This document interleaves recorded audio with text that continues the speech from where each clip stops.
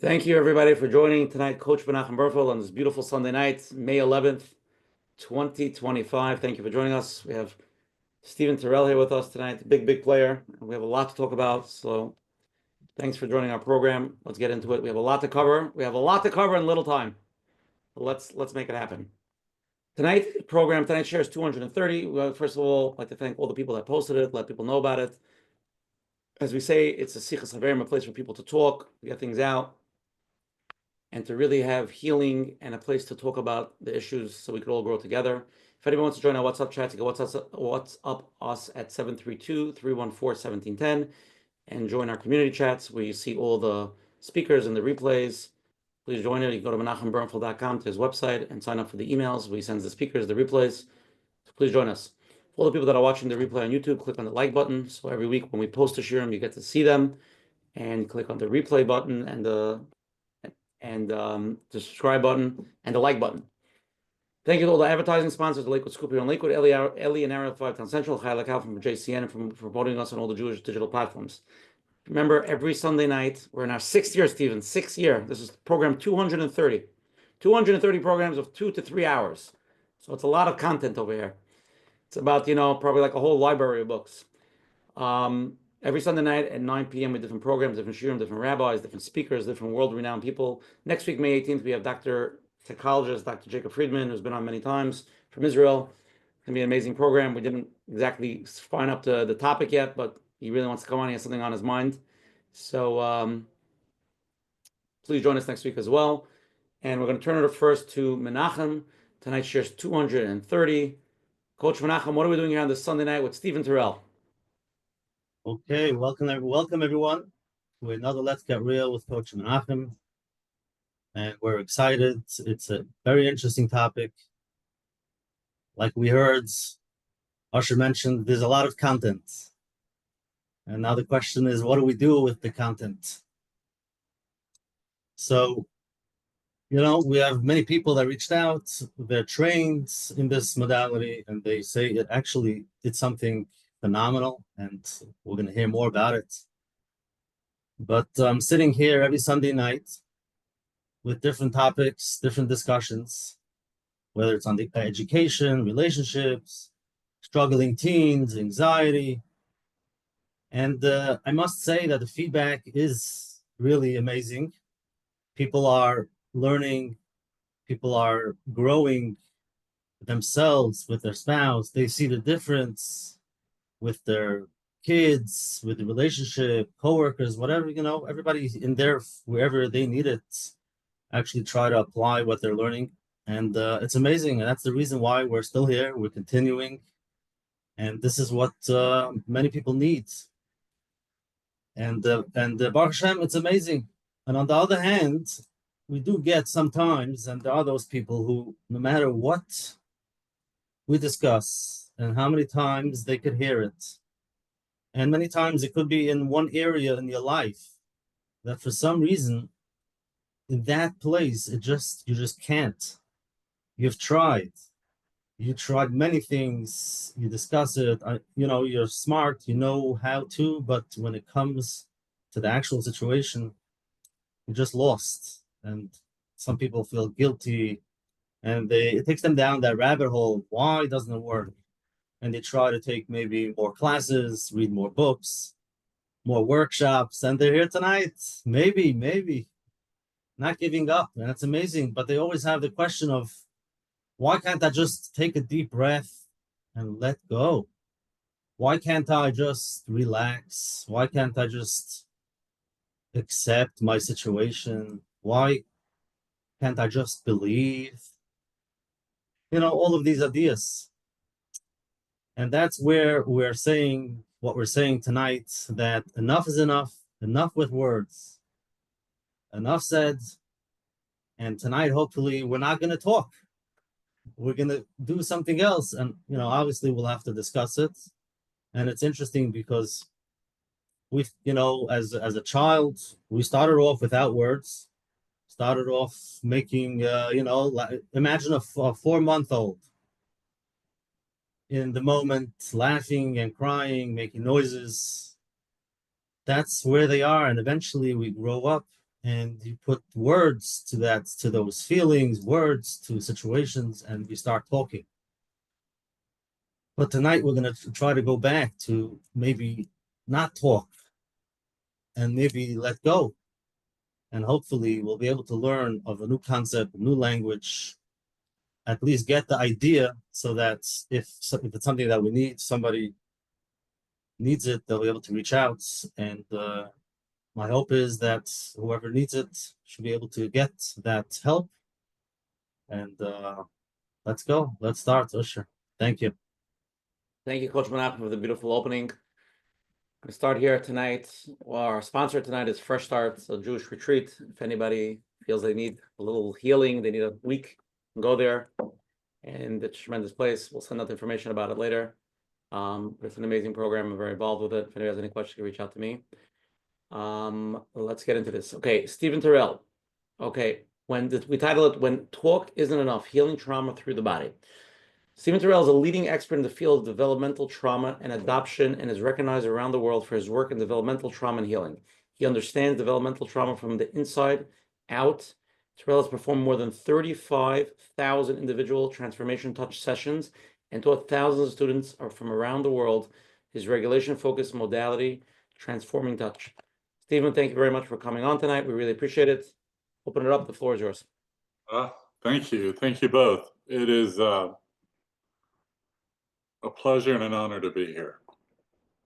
And to be able to speak to so many people and to talk a bit about transforming touch. And, Menachem, you were saying, let go, let go. I heard those two words and I was like, oh yeah. Why is it that we get blocked in that place of letting go? What is it that we're holding on to? And how do we even get to that place? And coming from that place of letting go is actually a left brain activity. It takes thought, it takes logic, it takes the ability to look at something and decide it's no longer what I need in my life. And so I'm going to discern, not judge, but discern that it isn't good for me. And I'm going to be able to work towards that process of letting go. For some, that might be a 12-step program. For some, that could be going to therapy. For some, that could be a walk in the woods. What I found out the hard way was with my own trauma, my own developmental trauma, kept getting this kind of run around and then finally got to a place where it began to make sense. And transferring touch is from my own two sons. Both of them had multiple areas of dysregulation. And dysregulation is a pretty mundane thought when we think about dysregulation. If we think about a river flowing that has big boulders in it, so there's lots of rapids and the water is rough and it's running through it, that's dysregulation. Regulation is when we look at the river and the river is calm and we can see that black, dark streak that's kind of running down the middle of the river near the river bottom. That's God, right in the middle of the regulation. We're able to see God, be with God. God is right there and we can find our way, so to speak. But when we are conceived, the moment of conception, we pick up all the trauma from all of our ancestors. Everything that wasn't resolved comes down and comes into us. And it begins to affect how every cell is formed in our body before we're ever born, before we ever get this experience of life. And so many times we're born in the rapids. We're born in the rough waters. We either have unavailable caretakers because they might be busy or depressed, or they're trying to get through the day, or there's 1,000 reasons, or maybe we ended up in a NICU. Maybe we ended up in special care right after birth. Maybe we were born soon. Maybe we had a hard birth. Looking at these things, there are no words. there's no words. We can't put words together. We can create story, and we can have these really elaborate stories of how we got to be who we are today by things we've heard about our ancestors or things we've heard about our own childhood. And we can create all these stories. But the people telling us the stories aren't always telling us the truth either, because their idea is that we were born and it was a good thing, and now you're born and everything's wonderful and la la la, when in fact it may not have been. Things may have been much more harder, and nobody's owning that. And so here we are, we're moving along in life, and we always have to look at what's the cost of doing business. And that means how much effort are we expanding or expounding on every day to feel safety? How much are we spending to find that calm river with God in the middle? How much is it costing us? Am I doing drugs? Am I angry? Am I yelling? Am I isolating? Am I going out at night? Am I smoking too much? Am I doing drugs? Am I, what am I doing to keep myself safe?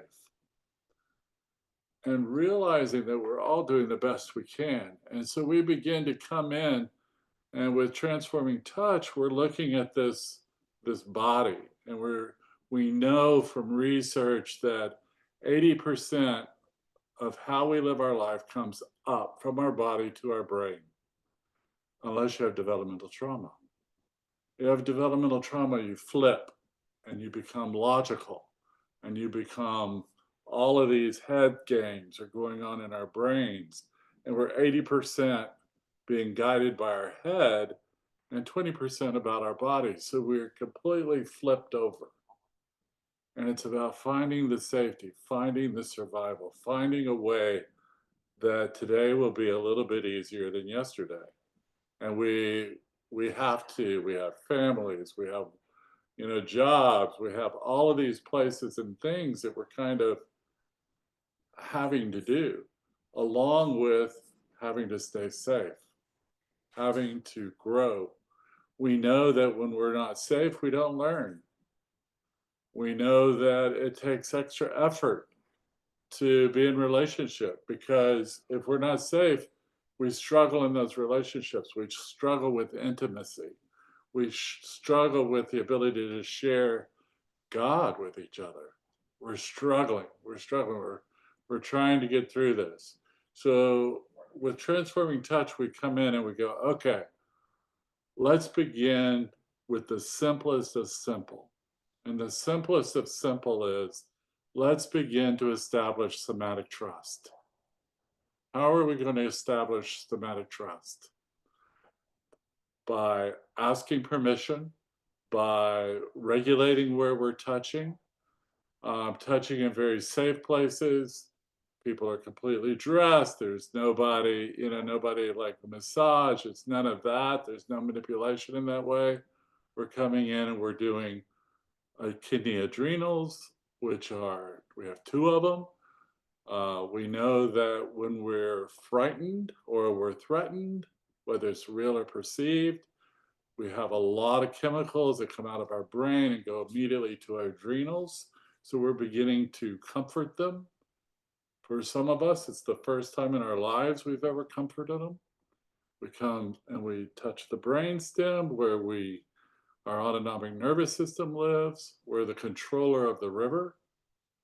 Where our sympathetic response, which gives us that rush we need to fight or run or freeze, where our parasympathetic lives, it comes in and is able to say, let's calm down, everything's okay, the world is safe, we're quiet now.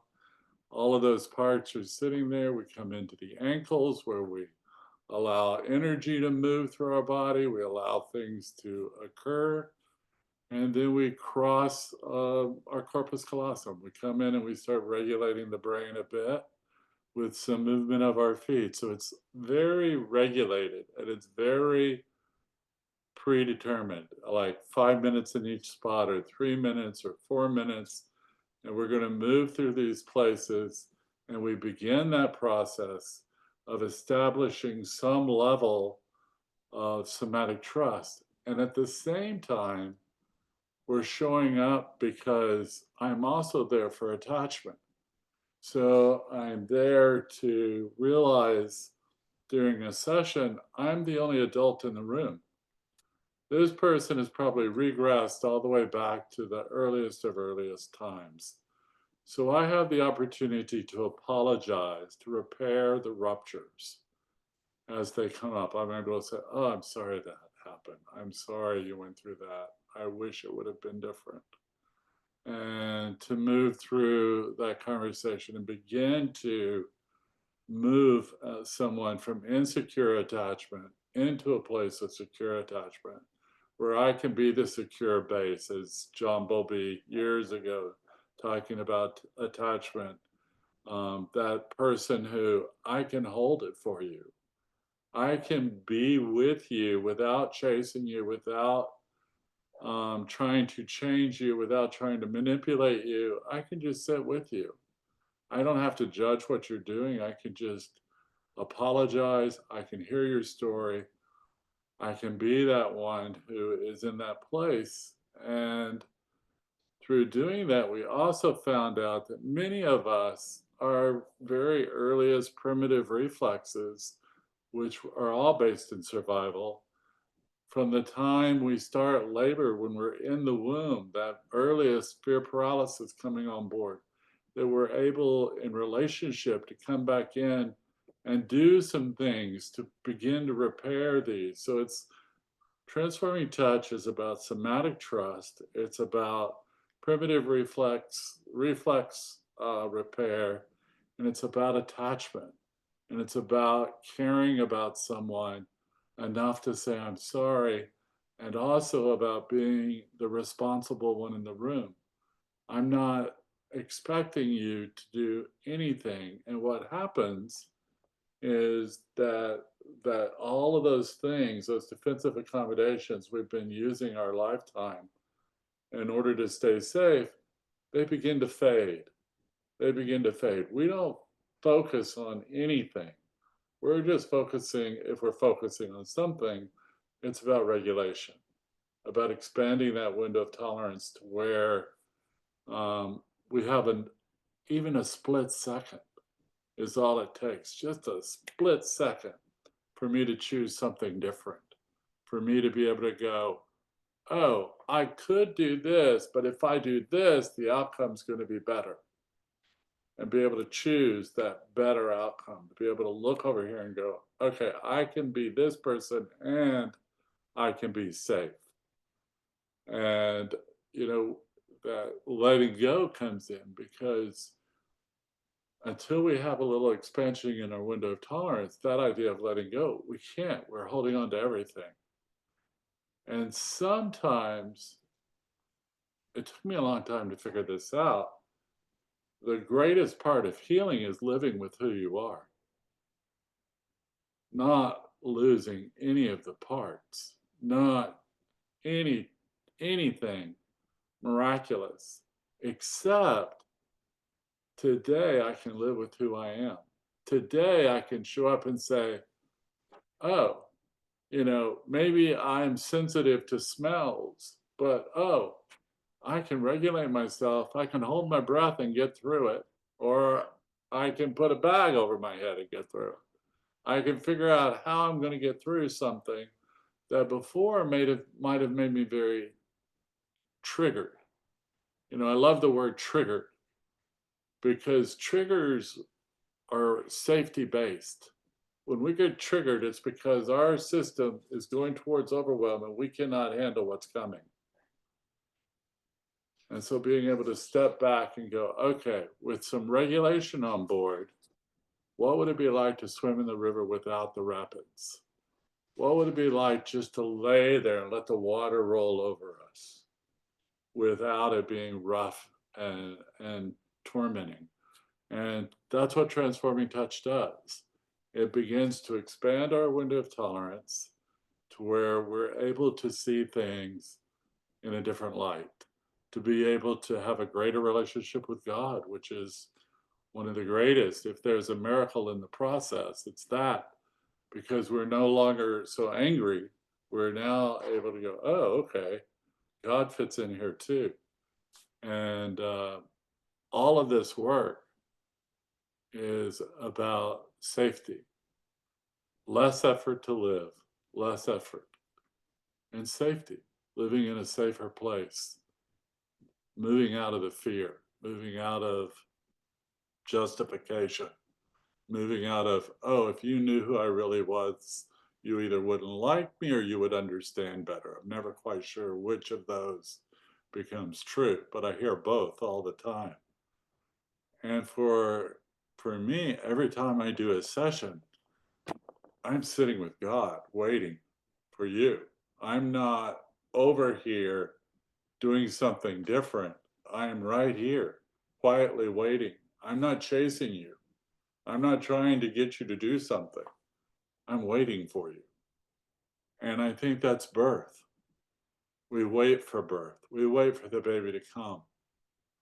And as the baby comes, then we're much more willing to accept and love the baby. We're much more open to it when we're able to wait without rushing, without the hurry. So every time I do a session, I'm getting a session too. So, you know, every time my life gets a little bit better, a little bit easier, you know, because I'm getting a session. I get 6 to 8 sessions every day of my life, along with teaching and all of that. I'm just grateful to God every moment of my life anymore. I can say, this is good.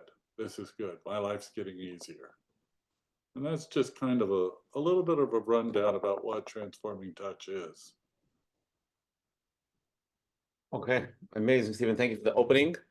A lot of questions. We're going to get very deep tonight. Really understand it on a much higher level. Let's start first with polls. We're gonna feel the crowd out, and then we're really gonna get into it. Okay, here we go. First question: when you're emotionally triggered, what's your go-to reaction? What's your personal go-to reaction? Number one, I shut down and go numb. Number two, I get anxious or restless. Number three, I become reactive or angry. Number four, I try to avoid or distract myself. So when that thing happens that makes you like, whatever you want to call it, triggered, how do you react? Second question, where do you feel triggers most in your body? A, tightness in my chest. B, a knot in my stomach. C, tension in my jaw or shoulders. Or D, I don't usually notice. I disconnect from my body. 3, what happens? What helps you the most when you are triggered? A, what helps you the most when you're triggered? Like, how do you like get out of that? A, talking it out. B, breathing or grounding. C, being alone. Or 4, honestly, I don't know what helps.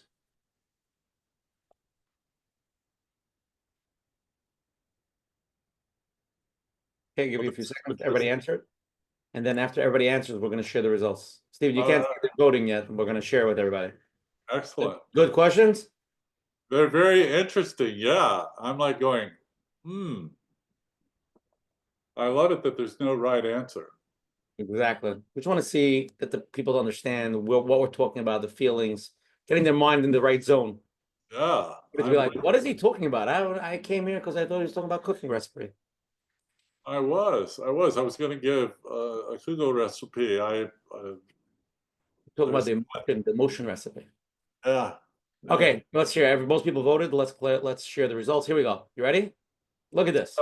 Number one, when you're emotionally triggered, what's your go-to reaction? 24% I shut down and go numb. 23% I get anxious or restless. 30% I become reactive or angry. 23% I try to avoid or distract myself. So basically, straight up, everybody has their own reaction when they get triggered. Second question, where do you feel triggers most in your body? 28% feel tightness in the chest. Most people, 36% of people, not in their stomach. 19% of people feel it in their jaw or their shoulders. 18% of people, they don't usually notice it. They just disconnect completely from their body. What helps you the most when you are triggered? The number one answer people are saying is talking it out. Number two, 29% breathing or grounding. The third answer is being alone. Fourth answer is, honestly, I don't know what helps, 22%. Steve, any answer, any comment on any of these questions or anything you want to say before we get into the questions? Well, what I'll say is that I love that number one, it says, when you're emotionally triggered, what's your go-to reaction? I would imagine we could put another 30 different answers in there and it would stay balanced. And it imagines, with the plus or minus in there, they're all pretty much exactly equal. Yeah. All, and what's important is what happens after you're triggered. What happens after you shut down? What happens after you get anxious? What happens after you get angry? What happens with that anger and how is it coming through? What's happening there? And then where do you feel triggered most? I think that's another balanced place. A knot in my stomach. I think that that's the go-to place. And I think that's because when we're activated and our adrenals dump this stuff called cortisol and epinephrine in our bloodstream, it immediately goes to our stomach and tells our stomach to evacuate, to lose everything, to go to the bathroom, to poop out everything in us so that we can run to freedom.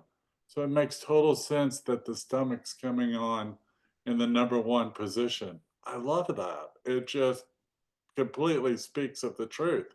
And what helps you most when you're triggered? It's interesting talking it out. I'm not always sure where that goes, but the breathing and the grounding, I don't know what grounding means, so that word always is interesting to me. But being alone, I get really well. And honestly, I don't know what helps. I think whoever those 22% of the folks are, you are really living an honest life. And I think most of us would probably fall in the I don't know what I do, because every time I'm triggered, I respond differently. I'm not organized in my brain enough to do the same thing every time. I'm much more leaning towards the disorganized, where chaos is more likely to erupt.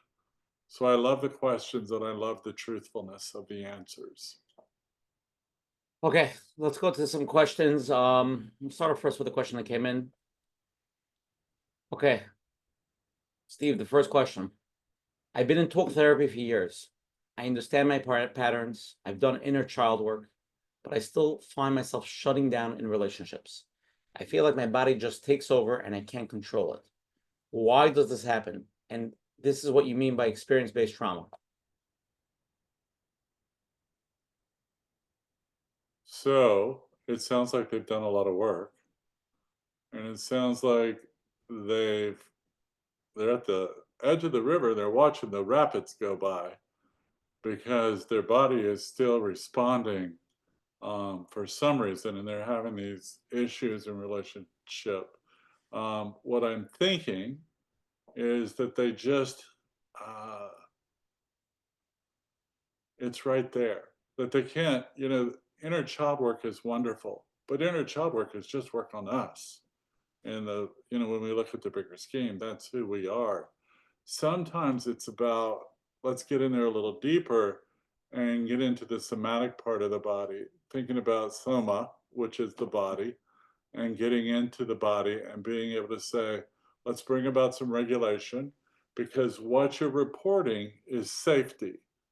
They're going to a place of safety. It's safer for me not to go on into relationship. It's safer, I'm getting close and this is what I want, but then I'm getting triggered and I'm not finding safety. So safety seems to be what's missing in that story. And I believe that if they were able to do some somatic work to move some of the trauma out of the way, so to speak, or allow it the freedom to shift and change at a more of a cellular level, that they would things would change. So they've done the hard part. The hard part's telling the story. The easy part is working somatically and understanding that healing is about acceptance, resistance, and a whole lot of suffering. And I wish I could say that this modality would create a world where you don't suffer, but it doesn't. We suffer because what's waiting to come out moves to the front. It's been there all along since the beginning of time. And all of a sudden it's right there and there's space for it, it's going to push itself to the front, because that suffering, we may not have at the time been able to handle it all. So 10 out of 10 is suffering, let's say, and maybe at the time of the event, we were only able to suffer 5 or response. So now all of a sudden we have a 5 response that makes no sense. Why would this person in relationship push someone away when they so desperately want someone in their life? They're doing it because that 5, that 50% is still telling them some somatic message that maybe they're not good enough, they're not worthy enough, or they haven't suffered enough. And so being able to look at it through those lenses means that, yeah, let me get you on the table. Let's bring about some regulation and see where we go. You're probably not going to be able to go into a relationship next week, but you might next month or next year if we bring about safety within yourself instead of looking for external safety. Could we talk about the word safety, what you're mentioning? What does that mean that we're worried, that we're scared? What are we worried? What's that safe that we're looking for? Well, the safe we're looking for is that place where we can be intimate, be in a relationship, where we can learn, where we can be kind to others, where we can pray without knowing, without worrying about whether we're doing it right or wrong, where we can show up at the time when others need us, where we're able to show up for ourselves, but where we're internally, we found the garden. We're in that quiet place. We can come into ourselves. We're not looking for an external, what we call an external locus of control. We're now internally doing the majority of our work, and we can also be external and take stuff from the outside world. But within that, we're not being attacked. We're not going to die. We're not going to be abandoned. We're not going to be judged. All of those things come back to safety. So feeling safe is being able to, while working through certain emotions. These emotions come up many times. We're scared to allow these emotions to come up. Would you say feeling safe is part of that, to feel safe in the emotion, feeling the emotion that we don't like? Always. That's where we need the most safety, is that emotion we don't like, where we're able to take and go, oh, if I can feel this and I can be with this, I can be safe. It's when that emotion starts driving the car that I'm in trouble. But if I'm in charge of who I am and I have the full body to take something, it's only going to be good, even if it looks challenging and it looks overwhelming. It's going to be good. If I am in charge, if I'm the one who's guiding, triggers alert me to stay awake at this point in my life. They no longer take over and decide what I'm going to do next. I'm deciding what I'm going to do next. Maybe that means I'm going to go into the woods and sit with the tree. Or maybe that means I'm going to go sit by the river. Or maybe I'm going to go swimming in the river. I know how to take care of myself enough that I don't have to explode and become defensive. Because the moment I come defensive, I lose. So if I come into the place of agreement, Menachem, if you say to me, I hate your guts, you're a fat, goofy old man, and I go to you back, I have 2 options there. One, I could go, oh, I'm not that, blah, blah, blah, blah, and I can start arguing with you, or I can just go, yeah, you're right. And inside me, I know the truth. And the truth is, I'm a different person. That's not who I am. I'm someone who might stop and help a child on the road. I have good parts, and being able to lay over into those is what transforming touch does. It begins to expand my abilities. It expands my awareness, makes everyone around me safer. Wow. Let me just get a few clarities, and then we have a lot of live questions. So the transformative touch is on a table, and you're massaging, I guess, certain parts of the brain, and then as you're doing that, Let Steve explain. How does it work? What does it look like? how does it work? Take us into a room. I'm thinking about the brain. Yes, I'm in the brain, but I'm not really. And I'm not doing any massage. All I'm doing at the brain stem is just touching the back of the head, gently holding the back of the head. What's the conversation? What conversation? Is there a conversation? No, It's quiet. quiet. It's quiet.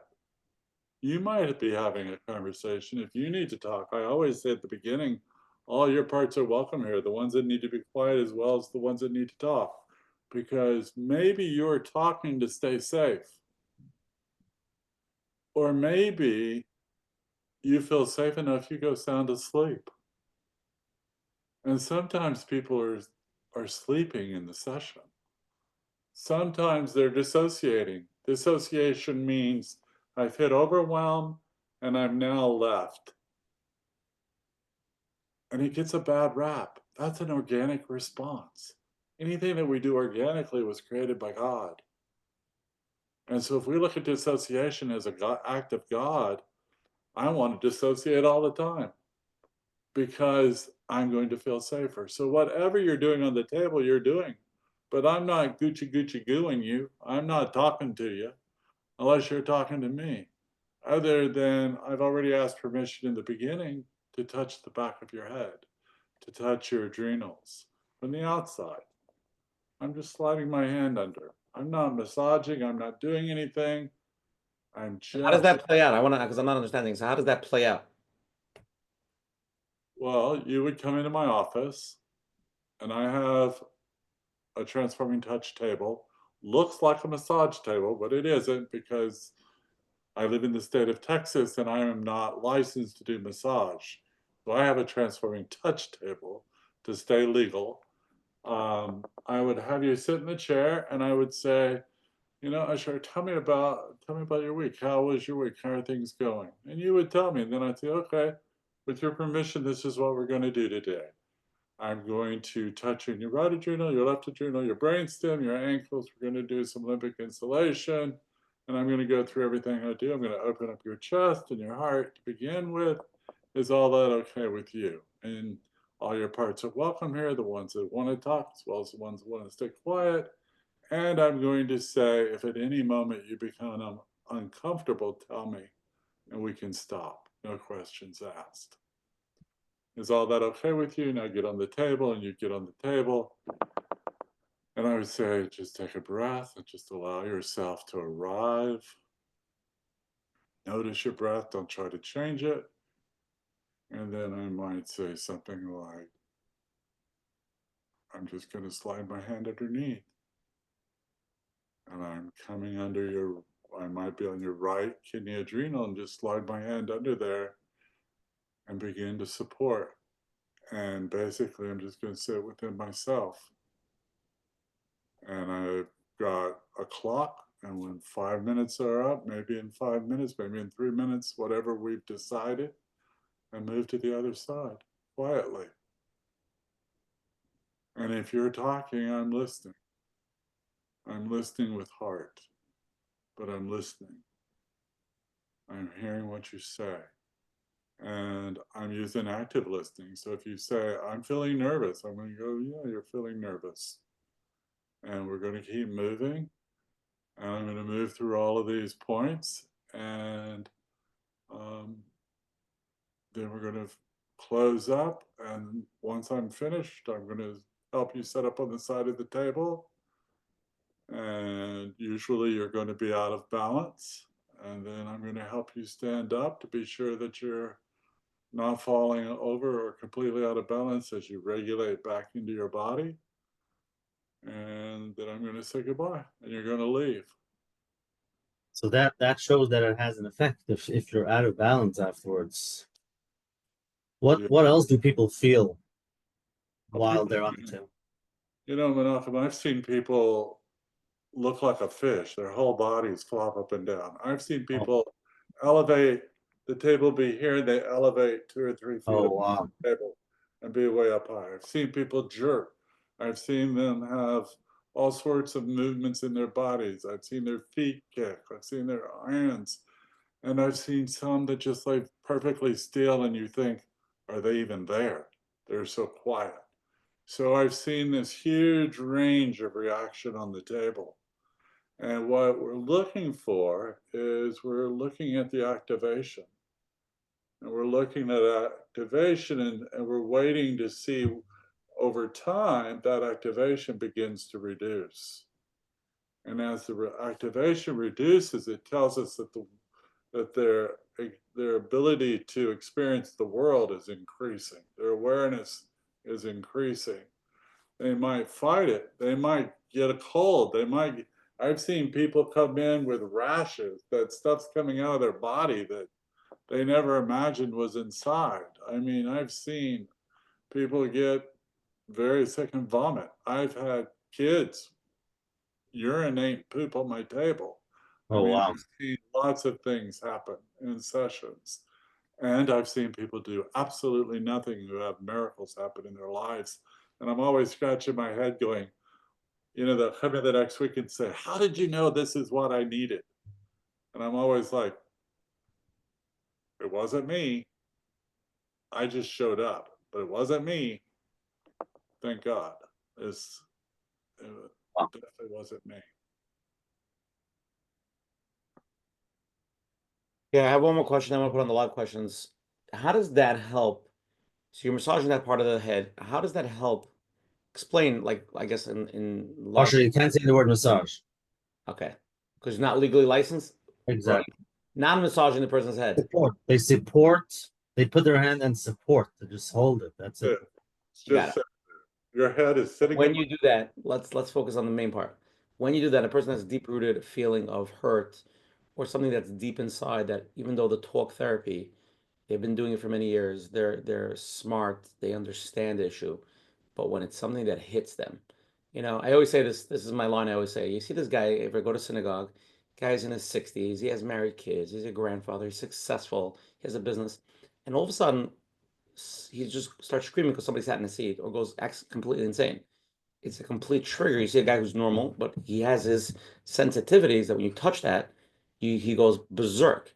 And everybody, the people that are suffering this have that. So my question is, how does this modality, non-massage, support, whatever you want to call it, how does it release those deep-seated hurt, maybe trauma inside? maybe we're just meeting those deep-seated hurts. Maybe we're not trying to fix you at all, Usher. Maybe think about it for a moment, what it would have been like for someone to just hold your head in a loving way, in a kind way, without expectation, coming in to support that part of your nervous system that's been keeping you safe through activation your whole life. And now all of a sudden, it's just being supported with a loving, caring touch. Just imagine for a moment what that would feel like and how different that would be than me trying to talk you out of something or you trying to talk yourself out of something.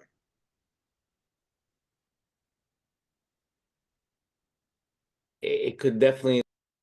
I'm just talking logically because I don't know. I've never done it. I definitely want to do it. Actually, somebody texted me. But my question is, I want to understand the logic. Like, if I go on a stroll and I get pushed, will I feel the same thing? If I be coddled like a baby, is it specifically something with the brain or just the feeling of love and safety that's making you heal? I find the older I get, the more I understand that two things are true at the same time. And you just asked two questions and both of them are true. So you're saying it's something with the brain and it's something with feeling coddled and loved as a child. Yes, both are true. Okay. I got to try it. You got to try it. I'm going to be in Borough Park in just a few weeks. Oh, wow. Come over, I'll put you on the table. Deal. Okay, Ben, you're on. Hi, it's actually very nice learning about this. So when I saw the title, I was about regular somatic therapy. So it was actually nice to hear this type that uses supportive touch. But since I wasn't ready for it, I just had a question. First of all, the way you speak is so in the moment and present. Is that also, I mean, is that part of being relaxed and supported? And because I just always feel I'm always all over the place, that, your voice is calm and in the moment and grounded. And my second question is, I did my own somatic therapy, as we call it, not with what you discussed exactly, but more putting the hand on the heart and those type of things. And it does help a lot, but after a while it gets maybe boring, or my brain wants to like fire in 20 ways and wants to rush the process and doesn't give somewhere like I don't have the capacity to hold space for it, and like I don't know, just wants to escape it. Like I sometimes I'm able to, and sometimes it's just I know it's like I know the process so quick, so you want to do it rush and nothing happens. So like what is the idea? What is something, an advice I can do when I'm doing with stuff myself and I'm sending love to myself and just starting to get distracted a lot and firing thoughts again, thinking it's going to go very quickly. Good question, Ben. I think that I want you to know that we don't heal by ourselves. Nobody heals alone. No one. We heal in relationship. So you're on the right road when you're talking about I'm doing somatic and I put my hand on my chest, on my heart, but then I try to rush it and I'm trying to get bored. All of those things are very true. Because what I'm hearing you say is you're doing it by yourself. You're trying to heal Ben all by yourself. And healing doesn't work that way. So for me, and for people I work with and students that I teach them all the time how to just to be with you without fixing you. You know, if somebody was sitting next to you or beside you, and maybe they put their hand on your heart, whether that was actually doing it or intentionally doing it, I think that you would notice a change. But I hear in your voice, I hear a yearning to be heard, a yearning to be with. And so my wish for you is that someone joins you in that healing process, that you're able to heal in relationship with someone who is safe, who doesn't want anything from you, who is showing up just to be with Ben. Are you referring to like a therapist? I mean, my point is I learned this from therapy, but a therapist is not there 24 hours with you. That's why they teach you the tools. Yeah, I'm not teaching you the tools. The only tool that I ever teach anyone is to go for a walk, to stand on wet grass in the morning and feel the morning dew, to touch a tree, to walk in nature. That's the only thing I'm doing. I'm not going to teach you to go home and try to heal developmental trauma by yourself, because we're traumatized developmentally. We've already been alone. We've already had an unavailable caretaker for some reason who wasn't able to hold us and rock us and to spend the time with us that we needed. Maybe they were busy, maybe there was no choice about it. So I'm not going to tell you to go home by yourself and do something. I'm going to tell you, and you don't have to have a therapist. You could have, we have lots of different kinds of practitioners. You could have a partner, a wife, or any sort of partner, maybe your mom or your dad, who sits with you, who could learn how to just to be with you without fixing you. But I would never tell someone with developmental trauma to do it by themselves. That's why I'm not a big mindfulness person, because we've already sat by ourselves. We already sat alone. It's okay at this point in our lives to let somebody else show up and be with us, Ben. Wow. Thank you so much. You're welcome. Thank you for your question. I would add the balance, because obviously you can't be 24/7 with somebody else.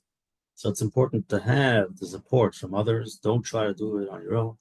And then there are, what could you do when you're on your own? Like Steve mentioned, you know what to do. You'd go for a walk, you know how to be there for yourself. I just want to mention that this itself, that we want to fix ourselves, that's not having that acceptance relationship. You want to have somebody who you don't have to change. You don't have to fix anything. We're just showing up. This is who you are, and this is who you are, and I'm here. Yeah. So Yeah. that's very powerful. Yeah. Okay, Steve, let's go to the next live question. You're on.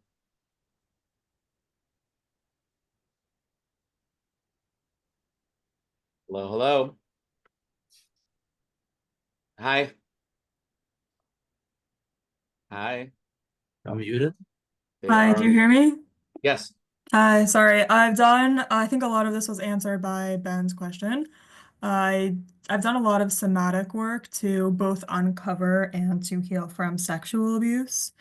I still don't remember all of it, but a lot of it is like manifested in my life with money issues and issues around like self-worth and safety in relationships. Um, Does this help with, well, I'm curious to hear what Stephen's thoughts are on this, and does this help with traumas that we don't fully remember, like we haven't spoken about for years in talk therapy? Yeah. All I see is hi, so I'm going to call you hi. So I would say hi that probably 35 to 40% of everyone I see has had sexual abuse at a very young age, some in infancy. We'll never know the full story. Those are times that we don't remember. We don't remember, 3 to 5 years of our life. Some of us don't remember 12 and under. I mean, I see people at all different ages. It helps because if you imagine that there's a hallway, and in that hallway it's just packed with all these people in the hallway, and all those things are things that happen to us, and it's so packed nobody can move. And then we bring about a bit of regulation, and one person gets out of the way. We have more room. And so our story is our story on the sexual abuse. And if we remember it, we don't need to remember every explicit detail. We may, and that's okay. But in order to heal, it's about being with someone safe enough to hold that space where they're not intruding in us or jumping into our life or trying to decide what's bad or what's good, but listening to you and being able to build up your somatic self to where all of those experiences, they're going to be a story. You're going to have a story to tell, Hi. And that story is very important. And that story also may be ever changing. It may not be the same story tomorrow that it is today or next week. It may change. And it changes when you have more space to decide, more room to come to another choice. And so, no, you don't have to remember every detail. but the details you remember are very important. And being able to tell those stories is extremely important for your healing. And being able to hear somebody hear the story and not tell you that you're wrong, not tell you that you misunderstood, and not tell you what to do next is how you heal with someone in that healthy, secure relationship. Wait, can I expand the question a little bit? Sure. What if I like don't even feel like it happened to me because I'm still so dissociated from it? Like Thank there's God. like two people. Yeah, thank God. Your body is working the way it was designed. You don't have the capacity yet for the story to fully materialize, for it to be who you are, for you to join the story, so to speak. You're still looking backwards from a protective stance. Your body's protecting you from the whole reality of what it sounds like you're aware of, and your body's protecting you. So until we get some more resilience on board, you're not going to, it's not going to, you can talk yourself till you turn purple, but it's not going to help. We need to get more resilience on board where your story and your dissociation isn't your go-to place, where you can live with overwhelm for a little bit. How do you get more resistance on board? By building somatic trust back into your system, coming in and bringing that regulation in, bringing in somatic trust, someone who's able to work with you is the only way I know how to do it, is by doing transforming touch. It's the only thing I know that has truly worked, where it's not coming in and judging you or trying to change you. It's really about holding space with God and holding space with where you are, and being able to rebuild the trust in your somatic self to where your cost of doing business begins to reduce. And as it reduces, you got some suffering coming, and you got some resistance coming, but you got some healing coming. Mhm. And being able to be with that healing is where I think is most important. Thank you. You're welcome. Thank you for asking the question. I appreciate you, and I hear you. Thank you. You're welcome. Okay, beautiful. Let's go to the next live question you're on. Hi.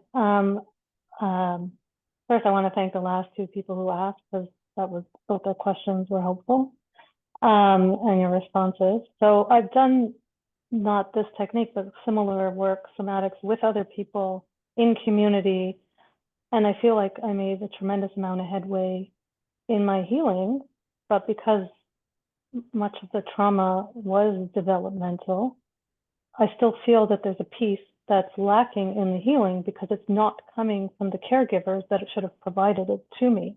So I can continue to work with somatics and reparenting, but it still doesn't feel whole, like the circle's fully mended. There's a little piece that's still cracked.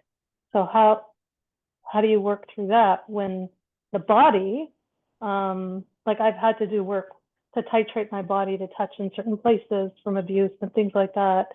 But I still feel there's a missing piece. And I guess I'll also add a second question, maybe if there's opportunity, about when you speak about God. So I feel like there's also a disconnect in my ability to deeply connect and pray to God. And wondering, when you say like that relationship with God, how that plays in here. Okay, Shira. So it sounds to me like you've done the hard work. It sounds like you've done a lot of stuff already. And it sounds like you've moved in a direction towards healing. I think that it's my experience, there's developmental trauma and there's shock trauma. And shock trauma is when we have a life, something occurs disrupts our life, and we go back to the life that we had before. That's Mhm. shock trauma. Developmental trauma has no life before. There's nowhere to go back to. From the very beginning, things begin to get dislodged and discombobulated. So what I hear you saying is that you've done a lot of shock trauma work. And I think that if we look at it from developmental trauma, the piece that's missing is the unknown. And when I talk about God, why wouldn't you be angry with God? Why wouldn't you be disconnected from God? All of that would be normal. And it's part of our healing is when we're able to realize and forgive God. Because if there was a God, why in the world would I have had all the trauma I had in my life? I went through those words many, many times. And so when I hear your story, it's like, oh, this is a great person to work with because the story's been told. Let's see what happens now. Let's work on some somatic trust, some somatic repair, coming in and building trust again in your system, building up your resilience, allowing you to have a different choice, to make a different choice in your life. And I think that if we look at it from that standpoint, you've talked enough. You've done all I agree. the work. Yes. Now we need to go into that faith part. We need to go into that part and go, okay, let's see what the nonverbal part of you has to say. And it's going to speak through your body. It's going to come through your body loud and clear. So I would say, let's find out. Let's be curious enough to find out what it would be like to reestablish somatic trust in your body, and not where you have to talk yourself into that somatic trust, but where it's more organic and natural. Mhm. Okay, thank you. Thank you, Shara. Just to continue the question, do we need those people to come around to be part of the healing, or the healing can happen by you doing the work, and even if they're not on boards? Healing happens within me. Between me, it's my healing.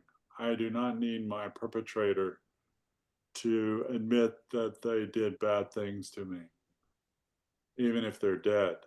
I don't need them to come from the other side to try to do any sort of healing with me. My healing is about me being able to live with what all happened to me. All of the sexual abuse, the mental abuse, the physical abuse. I have to be able to live with that within myself. And I don't have, I find that most of us would not trust our perpetrator to show up and be honest anyway. They've already hurt us in unspeakable ways. Why all of a sudden do we think that they would be an upfront person anyway? So let's heal together from the inside out. And as I heal me, that's good enough. I don't care if you heal, if you're my perpetrator. I pray that you heal, and I pray for my perpetrator or perpetrators all the time, even though most of them have passed on. I pray for them. I wouldn't have 5 years ago or 10 years ago. I might have been praying that bad things happen to them. But I don't need anybody to be with me for my healing. What I need is a trusted person who can come in and be with me without judgment as I go through the process of reestablishing the somatic trust, reestablishing resilience in my system, taking back what was taken away from me, reclaiming. You know, they used to say reclaiming the pie. I don't know if you've ever heard that. They would go through life, would give us slices of pie to all these people who take our pie from us, and they're emotionally taking stuff and dysregulation. Well, I want my pie back. Perpetrators don't need to have my pie. I want my pie back. And so I'm always getting pieces of pie back. Hey, Steve, let's go to the next live question. You're on. Yeah, hi. So I actually have just started TEB. I had like 3 sessions already, and I understand that window of tolerance totally. It's like magical. The other question I had was when you said at time of conception, you are carrying generational trauma. How does that work, like in a large family? Like if, let's say, I'm one of the youngest from a very large family. So how would it be like everyone is carrying generational trauma, or how does that work? Yeah, exactly. But we don't know, this is where it gets a little bit complicated because let's say you have 100% developmental generational trauma. You might have got 100% of it, and one of your siblings only got 10% of it. We don't know how the distribution is going to exactly go, but what we know is that all of you are getting it until it's resolved or until there's been a healing. That trauma is coming down. It's coming down generationally. But as you heal, your siblings get the benefit of your healing, as well as all the generations below you. So you're healing upline and downline at the same time when you're healing. So as you begin to bring that healing about, it's going to affect everyone. But it's unusual that all of you would have the same amount of trauma. All the siblings would get the same amount of generational trauma. You're all going to get a percentage of it, but we don't really know how it's going to affect. And some people have, like one of your siblings may have a wonderful sense of pushing through and really show that, oh, life is great. I'm really smart. I'm excelling in school and I'm excelling in life and relationship. And they're working overtime for that to happen. And one of your siblings may be struggling every day just to get out of bed. So we don't know how it's going to affect siblings. What we do know is that when you come in and it's about your healing, and as your healing begins to happen, vibrationally, it goes out and energetically it begins to heal those around you. So exactly, I don't know. Wow. But I can tell you that things are going to change around you.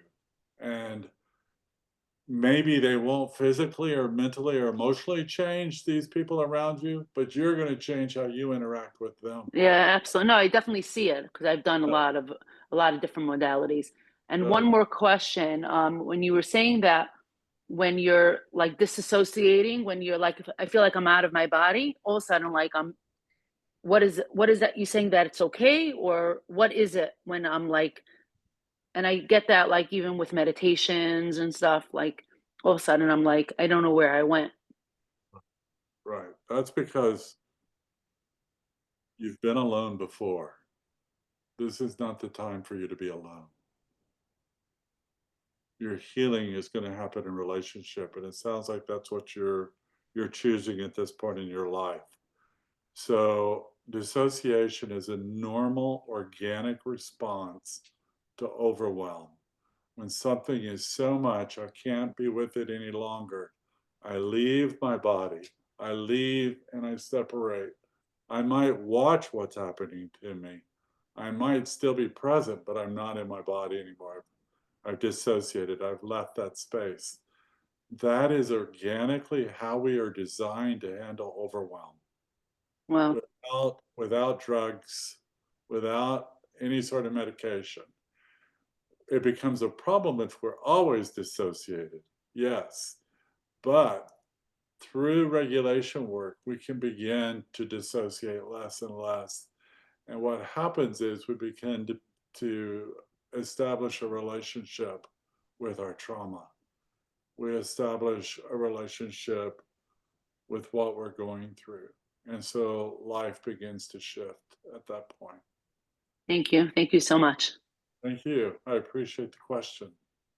Amazing. Here's a question somebody sent in. I grew up in a chaotic home where emotions weren't safe. Now, even when things are calm, I live in this constant low-level tension. people tell me to relax, but I don't even know what safety feels like in my body. Can you explain how TB helps someone like me? Or maybe first understand what's going on before TB. Well, the way what I would say is that that's the typical when is the other shoe going to drop syndrome. That's when we've lived in chaos so much that we're always under threat. Life was never without threat. If we're looking at attachment, that's really, we come in and we start thinking about disorganized attachment. Because in order to have that, we have to be under that threat. Disorganized attachment is where I am all the time. All of my clients show up with some level of disorganized attachment because of the threat that they've been under. Transforming touch is going to help because through that somatic trust that we're building within your system and the regulation that we're reestablishing, you're going to be able to allow, maybe that threat's not going to leave you, but you're going to be aware of the threat. You're going to be able to say, even though I feel threatened, I can still enjoy my family. I can still enjoy dinner. I can still enjoy a sunrise and a sunset. I can begin to notice that it costs me a lot to live in that place of threat. And it costs less to live with that place of threat than to live in it. So knowing about it changes the cost of doing business, and it begins to build more resilience in your body and in your life. So yeah, that constant threat. When is the next shoe? Everybody may be safe now, but they're not going to be safe in 2 minutes. So I have to stay on alert. I've been there. I understand that way of living, not knowing when somebody was going to go off the deep end and when somebody was going to get hurt, and being able to build resilience to where today I'm still have that threats part of me is still there waiting, but I'm living with it. It's no longer driving the bus. I'm just living with it. I can look at it and go, oh yeah, there it is. There's my old friend. I remember you. How are you doing? Welcome. Yeah, I don't need you right now. Why don't you go sit on a park bench? When I need you, I'll come get you. And send it to the park bench. And It sounds like people are constantly living in that control mode of, I need to make sure that things work out and always be ready for all of the possibilities of things that might happen in any moment. And then they can never let go. They can never stop. They're in control. of course. So that's true. And I can shift it to living with it instead of it taking me over and it telling me how to live my life. I can now go, okay, this is all true and this is all possible and this is all reality. But right at this moment, it doesn't need to control my life. But to get to that place, I have to have more resilience because it's actually keeping me safe. And if you try to explain that to someone, they're going to argue with you. What do you mean it's keeping me safe? Well, you're not having to interact with other people. You're not having to push that envelope, so to speak. You're not having to learn something new. It's keeping you back here. It's holding you back in a place that your body believes that in this fear you are safe. So I want to change your body's way of thinking where your body doesn't have to rely on fear to be safe, that maybe there's a possibility that there's another way, but we don't know what it's going to be yet. We don't know. Okay, let's go to the next live question. You're on. Hi. Hi. Yes, hi. I wanted to know what you thought of using psychedelics to treat trauma with an experienced and responsible guide. I am not trained in psychedelics, so my opinion is basically useless. Mhm. Because that's not my area of expertise. What I do know is that if you're doing, from all the research that I have done, and you're using somebody responsible, I think that that's fine if you're getting. I also think that you need ongoing regulation work. And I think that something like Transforming Touch could be extremely supportive of that experience. And looking at it through that lens, I believe we need to be safe when we're doing it. And I think that safety comes in. I'm I'm reading all sorts of things that are positive. I also know that I get a lot of clients, especially in the community, in the religious community, who have done psychedelics, and they have stopped doing them because they're saying that the work on the table and the transforming touch, they're getting very similar experiences. They're getting those out of body experiences, and they're getting those memories, and they're getting those similar reactions. So to say, what do I think of it? I'm not educated enough to have an opinion, other than the opinion that regulation is a good thing to support the experience and to have ongoing support on a weekly basis with someone who can be with you no matter what you've tried or what you've done, to stay with you through that process. Let's Thank go to you. the next live question, Coria. Hi, good evening. Actually said clients that he had.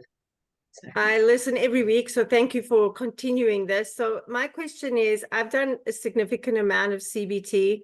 I've also done EMDR to overcome domestic abuse, and also being present at taking my mother off life support and being with my father when he passed away from cancer. I was his caregiver for the last 3 weeks, 24 hours a day. So that was a little rough, 4 months apart. The thing I struggle with is I am an adopted child. So what I've recently, with my therapist, we've done a little bit deeper digging about the emotions associated with that. Being adopted in the 60s, nobody spoke about it. I just knew I was adopted, and was the rescue baby of parents who were married for 10 years with 8 miscarriages. So I'm like I was this like prized possession. And it's only taken me now, my parents are dead 10 years, for me to actually be able to say what they didn't do in my childhood. I'd always painted this really rosy picture of, I really did have an idyllic childhood. I was short of nothing. I was treasured, but they didn't have emotion. They didn't talk about feelings, and they weren't very demonstrative. Their attitude was, we show you we love you, we don't tell you we love you. So this is like unpacking, and I enter my spaces now as an adult where I never really feel enough. Even though intellectually I know I am, but emotionally my self-esteem always goes to, I'm not enough in this space.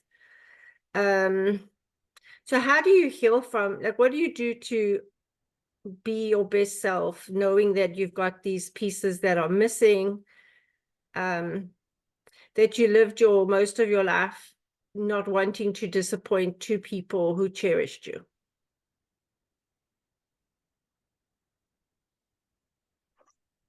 Take a breath.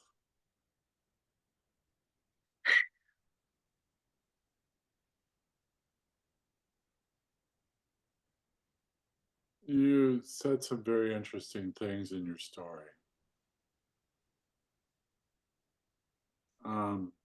It's been my experience, and I've worked with thousands and thousands of adoptions. And it's been my experience that adoptions always have a core belief of abandonment.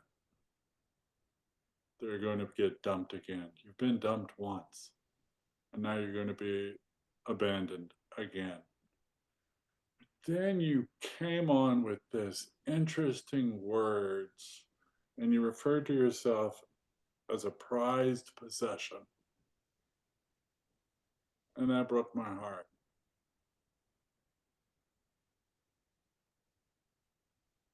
Why? Nobody owns us. You weren't owned. So what happens to a prized possession when the owner dies?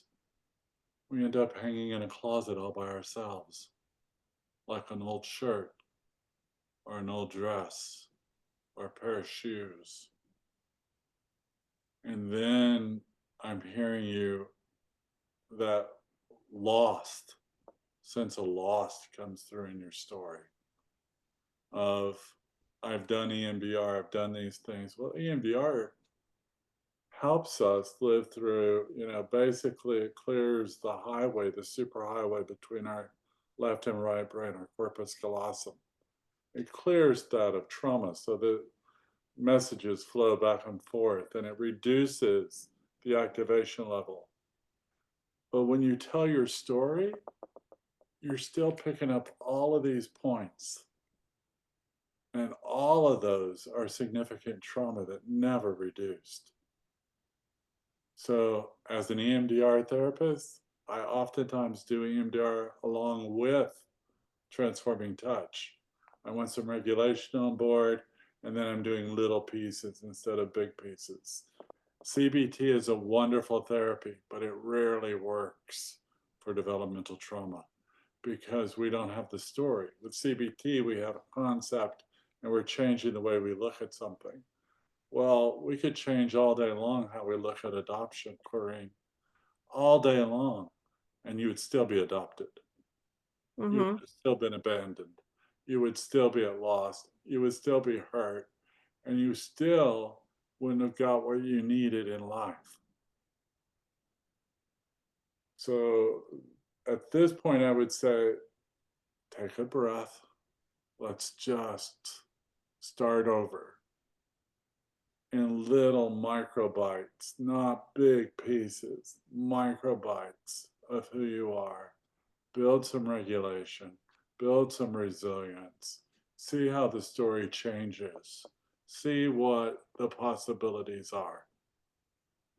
See what is sitting there waiting for you.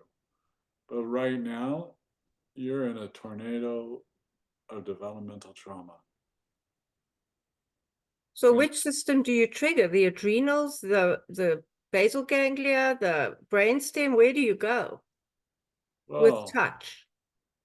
I go to the adrenals, I go to open the heart, I want to open up the thymus, I want to be aware of those, I want to go to the brainstem where your autonomic nervous system lives. I want to begin to build regulation. And that regulation's somatic, so it's not going to have a story yet. And then build some resilience and then wait for the story. It's going to take time, Corinne. I don't know anyone who's adopted who has lived, and I'm assuming you've been on the earth at least 50 years. And so 60. that amount of time says, it's going to take a bit of work. You're a piece of work. If somebody says that, they're not joking. And if you just go, yeah, I'm a piece of work, but I also deserve to have a life different. And for the next 20 or 30 years or 50 years of your life, it'd be nice to have some regulation and some self-worth to come back in and to free you from being owned. So how do you find, or how do you, like I live in Maryland, just out in Silver Spring, outside of DC. So how do you find not quack therapist who says they have this somatic intervention? I mean, everyone could get certified. I'm an occupational therapist. I understand about certification, but I want a skilled person. I don't like, how do we get that list of providers that's close by to where we live? Can't come to Texas, unfortunately. One of the ways would be to go to co-regulatingtouch.com. Another would be to go to austinattach.com and send me an email. Okay. We have providers in Silver Spring. Oh, good. Okay. Yeah, we have actually some really good providers there. We have some religious providers in Silver Spring as well as some not as religious providers. But yeah, Silver Spring, we definitely have people there. Taught several times in Silver Spring. So, reach Can you out. share your email again? The text is what? My email address is Steve, STEVE, at Austin Attach, AUSTINATTACH.com. Thank you so much. You email me and I'll find you a provider. Thank you so much. You're welcome. Thank you for being so vulnerable tonight. I appreciate you. that. Thank Oh, you. wow, amazing, amazing. Okay, so here's a question that came in. I recently became a parent and I noticed myself reacting in ways I swore I never would, especially when my child cries or clings to me. It's like something gets activated deep inside of me. How does this early trauma live in the body, and how does TEV help break this cycle? Wow. Talk about vulnerable. If we have a baby, we're supposed to be loving and kind and sweet, and we're not ever going to do what our parents did to us. Ha, ha, ha. We are programmed to respond just the way we were raised. Our teacher, we learn the greatest lessons in life through modeling. And our models were our parents. So in order to say I was going to be different means that I'm not in agreement with myself. So if we come in and we look at parenting from the aspect of, yeah, this is all real. I am going to act just like these people acted. And then we're able to bring in some regulation with that. And we're able to do something like transforming touch or whatever to bring about some regulation in our system.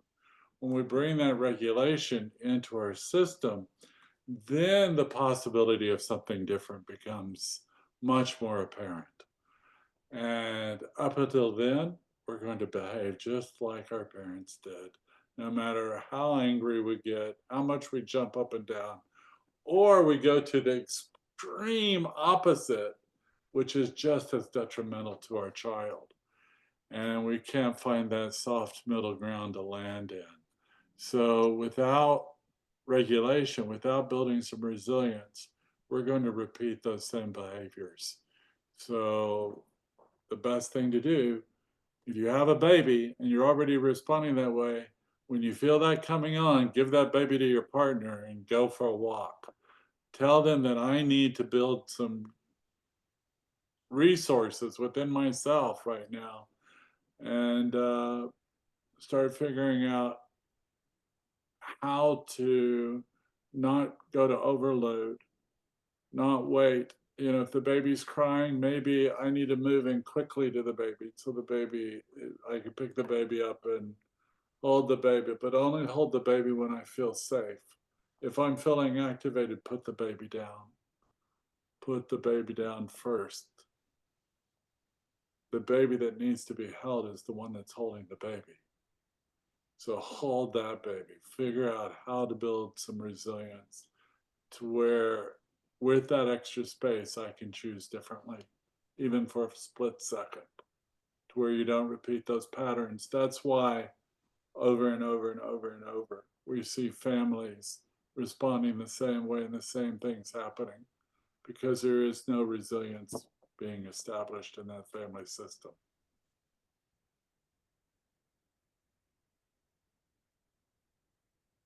Okay, let's go to the next live question. Hi, you're on. Question hear for you. you. Yeah. Can't hear me? Nah, I can Can hear you you hear now. me now? Okay. Yeah. All right, Steve, I have a question for you I wrote down, and it is dysregulation the same as disconnection to God? And is finding regulation the same as finding a stronger connection to God? Just kind of had that thought. Is disconnection, is dysregulation the same as disconnection with God? Yes. State of dysregulation, we are not connected to God. We might be doing spiritual bypassing, which means, oh, I'm so with God, and oh, God is doing oh, and oh, and oh, and oh, and oh, and everything in our life is being blamed on God.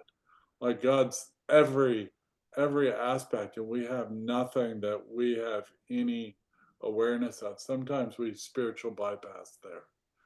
And so it can look like God, but it's really us spiritual bypassing that's taking place. So that is truly a disconnect.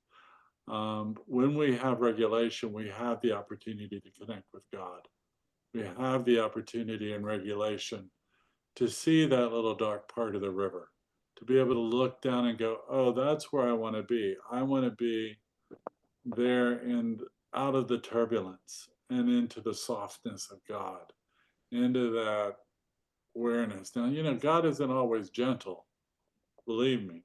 He can grab us by the tail and twist us in the air really quickly. But at least we know that when it's happening, we're in relationship and we're not dysregulated. We're actually in a place of regulation where we're learning about the world around us, or we're learning about ourselves, or we're learning how to move forward. So more regulation, more God. Less regulation, less God. Thank you very much. Can I ask another part to that question? Just of like, when you're working with your clients, do you ever pray for them?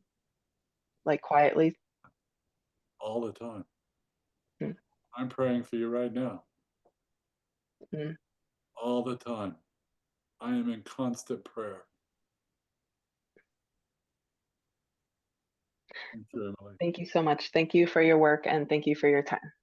Thank you. Steve, can you be a practitioner if you're not a loving, nice person?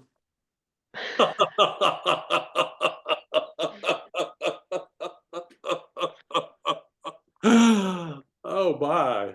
Oh no. Oh, if I'm not a loving, nice person, why would I want to be a practitioner? So I can mess people up? That's a very fascinating question. If I'm not a loving, nice person, You're I think giving over. When I you think it's speak, about Steve, wanting Steve, to be one. It's Steve, about wanting to be a nice person. when you speak, you're healing. You're giving over a feeling of safety and love and calmness. So I can imagine if I was on Steve's non-massage table, I would feel so relaxed and healed. But if I was on somebody's table, I'd be like, okay, next, okay, shake my head. I'll be like, what the heck is this? So is it connected to the practitioner? Yes. Or is it just a modality like going for like brain shock therapy? I've had shock therapy. It wasn't much fun. I can tell you that if a practitioner is a mess, they can still be a practitioner as long as they can leave the mess in the hallway. And for that 45 to 50 minutes or an hour, ever how long they're with you, to be able to sit with God or to sit in their own peace, we have a much better chance. But if I'm not going to a next therapist, let's just, and I don't anybody, you know, if we have to pull a number when we walk in, like we're at the meat market, and number 72, come get on the table. It's your, no, if I can't fall in love with the client, I don't want them. I love all my clients. I care about my clients. I think about my clients between sessions. I think about people in my life. I think about them with a soft heart. And I pray about them with a soft heart. So I don't want to go to grumpy therapist. There's times I might be grumpy with you under the guise of maybe it'll help you today. And I might be boldly honest with you and tell you the truth, because I'm not good. I'm on the spectrum, so I'm not real good at lying. So I might come right at you and tell you, you know, you might say something. I might say, well, you know, this may be true about you, but no, I think I choose nice any day over next. Yeah, let's tackle a few more questions before we go to the end. Somebody sent in a very interesting question. I do find times that I react triggered by my coworker's spouse. However, looking back in my childhood, I can't really remember any traumatic events. Is it always from the childhood, or can it be picked up later on in life? Can these triggers or these traumas we're talking about be not from childhood? Is that a possibility? Well, they could be generational. So they could be upline and you wouldn't know about it because somebody else had experienced them. So that's always a possibility when we go upline, because we're not going to know exactly. Where they're coming from is not near as important as why they're happening. And so if we look at it, we go, you're being triggered because of overwhelm. You're not able to, things aren't rolling off your back, so to speak. You're grabbing hold to them. You're grabbing them. They're shooting arrows at you and you're grabbing the arrows. Why are you grabbing those arrows? We don't know. Let's build some regulation and then maybe you're not going to be as triggered. And then maybe your life's going to be easier. And maybe you'll have more opportunity to respond in a safer way. We don't have to know the story. And you know, a lot of times, Usher, things happen to us and we forget because we were dissociating.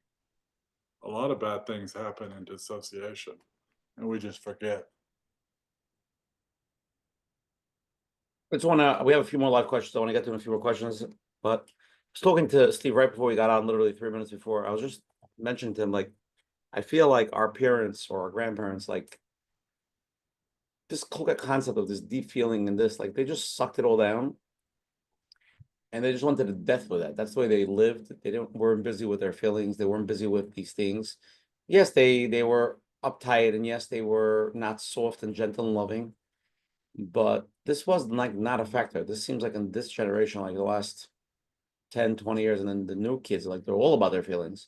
It's like a generation of like pouring out of emotional feeling and sensitivities and like deep inner hurt. So Steve, so what's your opinion on that? Thank God. Thank God we're waking up. You realize I just called you a young guy. You called me what? I call you Generation Z guy. Oh. You know, it's funny. When you were telling the story, Usher, it's almost like you wish it were the old way. Yeah. Instead of the new way. I heard that very Yeah. clearly. I don't like the new one. Yeah, you don't, do you? Nope. No. I wonder why. Where is the threat? You want to know personally my personal threat on that? Sure. Why not? I guess it's a feeling of like getting stuck in these emotions. Like at the end of the day, like you want to accomplish, you want to do, you want to like live. I feel like there's a fear for me personally of just getting stuck in that trauma feeling sense. Or again, if you know, like again, back in the logic, right? You actually said this comment again. I wanted to clarify, you know, normal people go from the stomach up, trauma people go from the brain down. Because I like everything to make sense. And it should, okay, fine. I got a trauma. We'll take 2 aspirins. We'll go to Florida for 3 days. We'll get a non-massage from Steve and we're good to go. Yeah. But when you start going into this like never land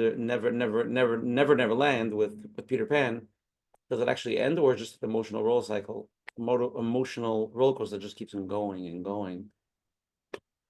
That's, I guess, my feeling. It makes total sense, doesn't it?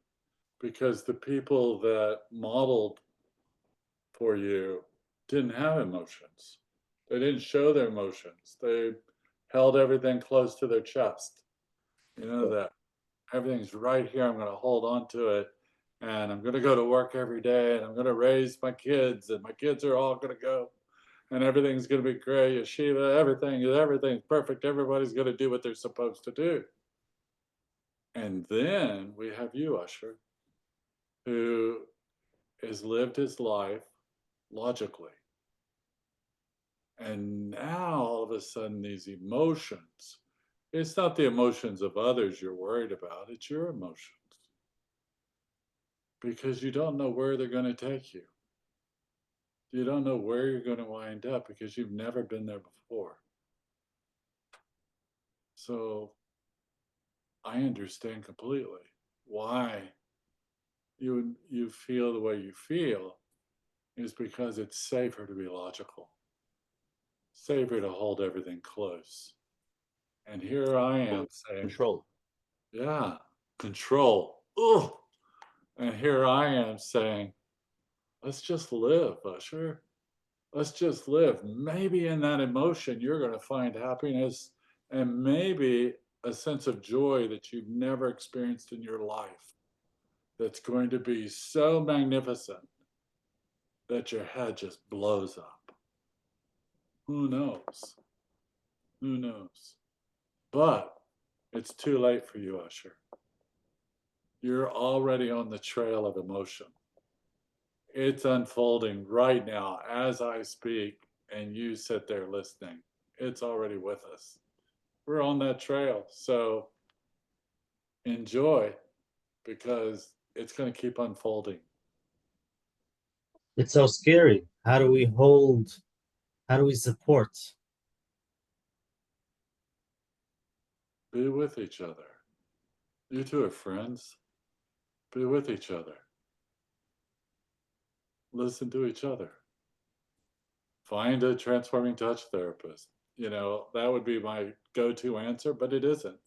My go-to answer is be with each other. Menachem, you know Usher's fears. Usher, you know Menachem's fears. Go for a walk and don't say anything for 6 blocks. 6 blocks, no conversation. Just walk with each other, and you'll be surprised. 6 blocks. Not run. Walk. No, walk. Stroll, if you will. But start out walking. Then you'll stroll. And do it. Just make an agreement. We're going to go for 6 blocks once a week and see what happens. You'll be shocked. And Usher, there's plenty of rooms for your emotions. And at this point in my life, I know no one who's gotten caught in their emotions and didn't go through them. They all have another side. They always have a way out. And you're still in control of yourself. You can just say, stop. They'll go away. Why does it seem that some people, it comes up at certain times and it just like seems like you can't stop it? Like people live their whole life with control, and they're pushing their. I mean, I'm reading the book Letting Go, right? You're familiar with the book Letting Go? I'm not a big fan of letting go, but yes. Not the book Letting Go. I like the book. But the concept that letting go, Right.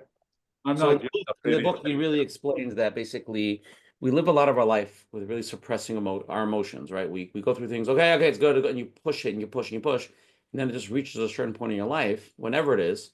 It could be something triggers it. It could be a life event. It could be anything. It could be just that your body holds score, whatever you want to call it, just comes out. And then when it comes out, it's like it's coming out. So that's really okay. His method of letting go, it's his method. And I agree with you that it works for certain people, but if you have the deep rooted trauma, it's a complete waste of time, because it's not really gonna get to that letting go of it. How do you talk so fast? I'm from New Jersey, New York. I feel like if I was from Texas, I would speak really slow and calm. Would you do that? Let's switch. Let's see what happens. All right. I can almost talk really fast if I really get going really quick, but I probably can't do it. But I'm going to slow down. Oh, why does it all of a sudden appear? Is because you got a glimpse. You got a little tiny glimpse of how it could be different. That's why. You just got a glimpse, Usher. Somewhere you saw someone that was happy, and it stuck. And you went, I wonder why they're happy. And there comes the emotion. There comes the process. It's just a glimpse. That's all it takes to change our direction.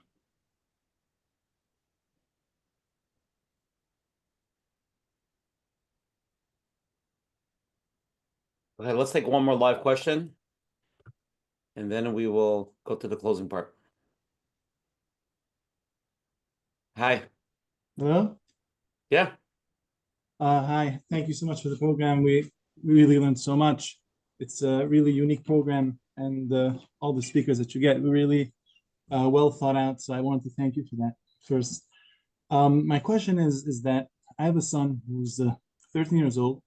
About 4 or 5 years ago, he had to switch schools due to academic difficulties, and his younger brother is still in that school, and he's constantly has a very hard time. He's happy where he is. But the fact that the younger brother is in that school, he's constantly mocking the school, the name of the school, and everything that the school stands for, its standards, its policies, and he can't let go. As much as any way we speak with him about it, any way we tell him, it's enough already. It became already an obsession. It doesn't let him live, and it really causes a lot of chaos in the house. How do we deal with this?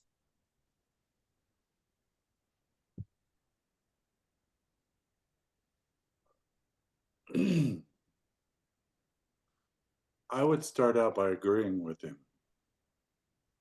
I would start out by just really listening to what he has to say, and don't try to change his mind, and don't try to blame him. He's hurting. You're telling me that you have a 13-year-old son who is he's devastated. He's living in so much pain.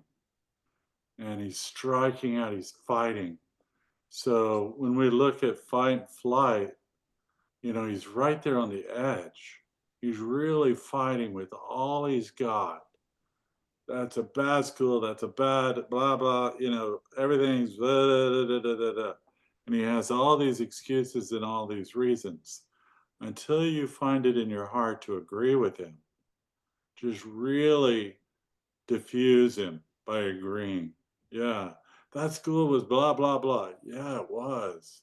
We can't really say that because his younger brother is in the school. His younger brother, 3 years younger than him, is in the school, and he's doing well. And we can't put down the school because his younger brother is in school and is doing well.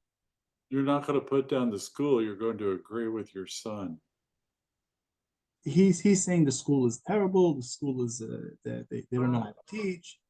Right, he's correct. It didn't work for him. Right, so we do tell him, it didn't work. It doesn't. No school is good for everyone. There are schools that are good for you, and there are schools that are good for him. Hear what you just did. You just switched over into a fixed mode. So you be him and I'll be you. Okay. You start rambling like you're him. This school is so dumb. Like, I don't even know why he's in the school. They don't know how to teach. They're weird. They're crazy.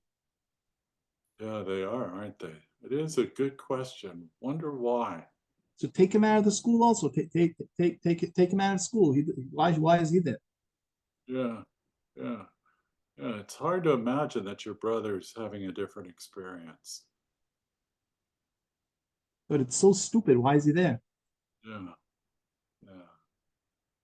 You're really wondering why your brother's being successful there, aren't you?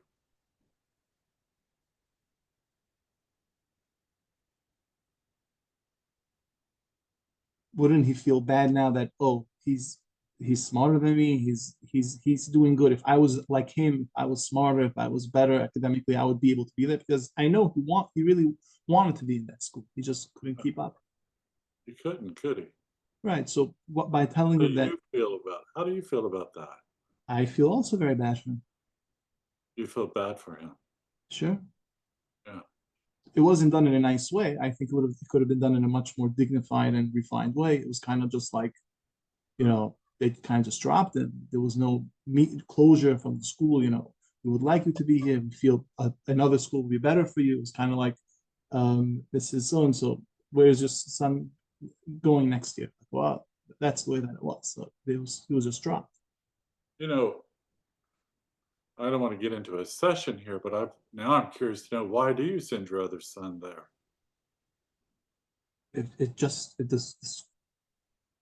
It's considered a very good school. It has good education, but just, I guess they didn't know how to deal with kids who are not, on that level. So that's interesting response, isn't it? That your experience with that school was not good. Right. But other people say it is good. It works for most kids, but not, but they wouldn't know how to deal with certain type of kids. Right. They're not equipped for that. They admit they're not equipped for that. Right. So, you know what I would say is this is a much longer conversation than we can have here, but I would say to you, everything your son's saying is how you feel. He's just voicing your feelings. You're just as disappointed of what happened to him and the way they treated him as he is. It's true, but I guess you're I mean, hurting too. You're hurting. I guess I'm just able to control. Absolutely correct. Absolutely spot on. I just feel like I'm able to control myself and say, okay, listen, it is what it is. And, we take what we could take. What's good is good, and what's not is good. All our relationships with people are sometimes hurtful. That people, even friends, who sometimes say things that hurt us or bother us. No friend is 100% safe and secure. And that's how we live, and that's how we deal with everyone. That's a lot of rationalization. That's just the world that I see. I see, you're speaking about walking in the street 6 blocks. There's always, yeah. feelings that. He's 13. He's 13. Maybe, you know why we sit Shiva? We all sit in sadness together, don't we? Right. Maybe you need to sit Shiva with your son over the school. Maybe he needs to know that you're hurting and you're just as disappointed as he is. I told him, I don't think it was nice the way they dealt with you. It wasn't right. But in life, things are not always fair. I want you to throw all your butts out the window. And I just want you to be with him and to share your pain. That's all I want. No buts. No but. This is life. No but. It could be different. No but. They did the best they could. It's about let's swim in this muddy water together for a little bit and let him know that he's not alone in his sadness. He's picking up your feelings. I guarantee you, you've just described a kid who is very connected to his dad, and he's just acting out your inner self. So take a moment and just sit with him in the sadness. Even after, let's say, 4 or 5 years, I should just sit down and tell him, I feel very bad. How do you feel about it? And just say, I hear you. It's hard. It's tough. Yeah, like that. It's hard, and I feel horrible too. I feel angry of what they did to you. I'm still mad about what they did to you. So he'll ask the question you asked me. So why are you still connected with them? Why don't you take out our brother? I wonder that too. I wonder why you're still connected. I wonder. So you're right on target. Just sort that out and get some regulation on board to where you can suffer with him. Wow. Okay. Well, thank you so much. I really appreciate it. I appreciate you. Thank you for asking. Thank you. Steve, we're gonna do one more live one. Is that okay? Okay. Hi, how are you? Hi. Just a minute. Yeah, I don't know if it's the right place to ask my question, but I'm beyond desperate. So my question is, I suffer from complex trauma since childhood, and I'm married, and we deeply care about each other. And my husband is kind of an addict, and he's not ready or willing to come out of denial. So I live in trauma mode a lot of the time. My life is often very unpredictable. I'm discouraged, I'm just discouraged. And of course, money is part of the addiction. And I do work, and the money goes for the grocery. I don't know of good therapists anyways where I live. And if I did know, there's no money. I don't know if this is a place to ask this question. I know it probably isn't. But I don't know, maybe I have some words of encouragement. I hear you. I really hear you, Leah. And, the most encouragement I could give you is that your story isn't unusual. And if it would be possible for you to realize that your trauma in your life is your trauma in your life, and let your husband's trauma be his trauma, but you to be able to find some peace within yourself to where everything that he does isn't so triggering to you. What you're describing is a trauma bond. And a trauma bond is when we're in a relationship with another trauma person who's constantly traumatizing us over and over and over again. And we're not getting any resilience, no regulation in our systems to where we can realize we don't have to buy everything they're selling. That we can say, your words in your life is your words in your life, and my words in my life are mine. So I encourage you, if you can't afford therapy, to find someone who you can sit on a bench with and just sit there, no conversation. Learn to be quiet with another human being. And I don't know if it'll fix it or help it or whatever, but it's going to start to give you a bit of resilience to where it doesn't matter what trauma you were raised in or your complex trauma. What matters is you're being traumatized every day of your life right now. That's the part that I heard. Right. That's the part that we don't need to worry about back then. We need to right now begin to give you some resilience. Right now to be able to hear you without trying to fix you. With, finding that person. Maybe you have a sibling, a sister you could sit with who's not going to judge you. Because a lot of people are going to try to fix your relationship or fix you. And you don't need any of that stuff. You just need someone to be with you right now who's not traumatizing you. Right. Thank you. You're welcome. Thank you for your vulnerability tonight. Wow. Okay. Let's go to the closing part of the segment. Steve, tonight's been a very deep night. So first of all, thank you to Steve and Terrell for coming on tonight and giving tremendous amount of encouragement and really eye-opening event. And I hope people feel just his presence. Honestly, I feel like just tonight is already like the transform touch without touching the back of my head. I'll just massage my head myself right now. I'll take a walk with Menachem.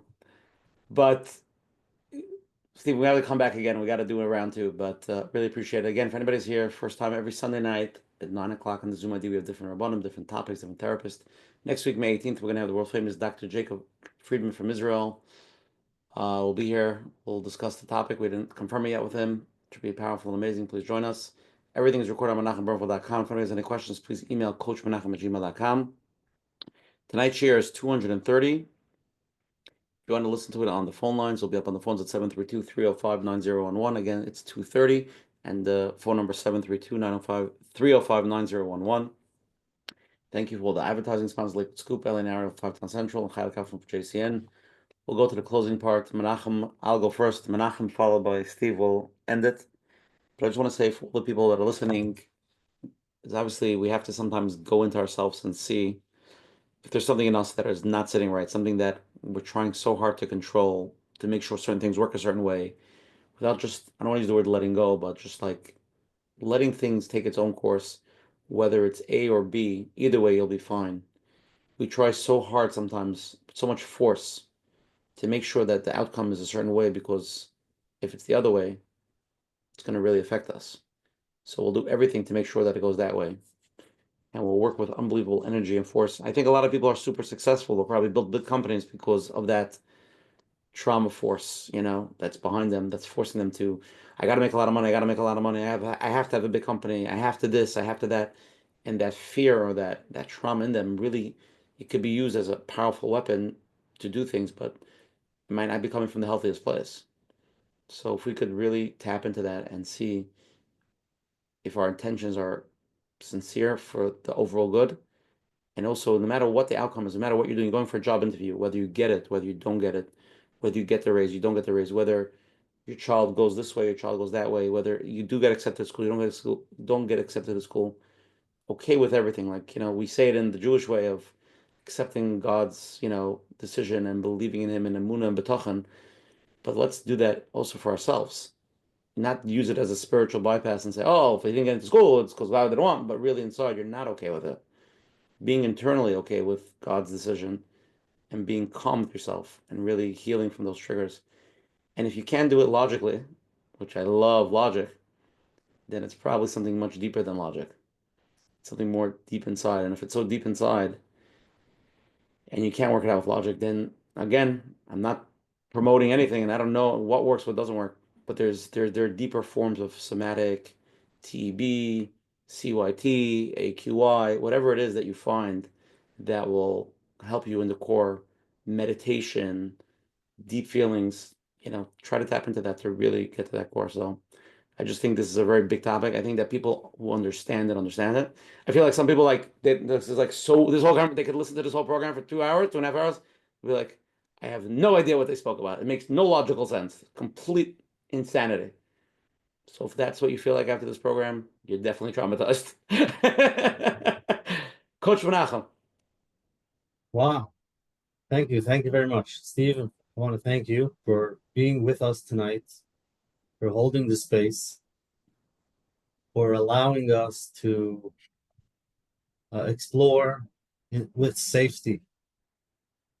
Like we heard tonight, it's not the words, it's not the logic, it's the deep feeling that we have in our body that it's okay, that you can let go. Now, not letting go with, it's really finding inside of you that safety, being able to regulate and to learn that you're not sure. Might be some fear of the unknown. Okay. And like we heard, don't try to do it all by yourself. You've been with yourself for too long already. And that's something new to me. And I was trying, I'm trying to, say that there's a balance, because obviously you can't, there are going to be times that you're going to be yourself. And the question is, what do you do on yourself? How do you talk to yourself? How do you support yourself? But it starts, you have to find somebody that can be there with you and not try to fix you. Just to listen. And it just is. And that's how you feel. Okay. Because the second they try to fix you, and if you want to fix yourself, and you think, when am I going to be fixed already? Then you're not creating that space to just be. Might not be perfect, but I'm still here. It's okay. So, Hashem should help. We should, help all of us, everybody in the area that we need it, that we should be able to get the help we need, get to a place where we can be okay with our relationship with Hashem, and not constantly thinking, am I doing it wrong? Is something wrong with me? And the negativity running daily. Being able to find some positive, being able to be in a place where you can sit with yourself. And I want to thank you to start this conversation. So thank you very much. And hopefully one day we'll continue. I look forward to it. And from the bottom of my heart, thank you for this couple of hours of being with you all. And I do talk slow, but my heart is just full right now. Thank you. Wow. Okay, everybody, thank you very much. Thank you again, Steve, for coming on. We'll see you all next week, 9 p.m. with Dr. Jacob Friedman. Everybody have a wonderful week. Good night. Thank you.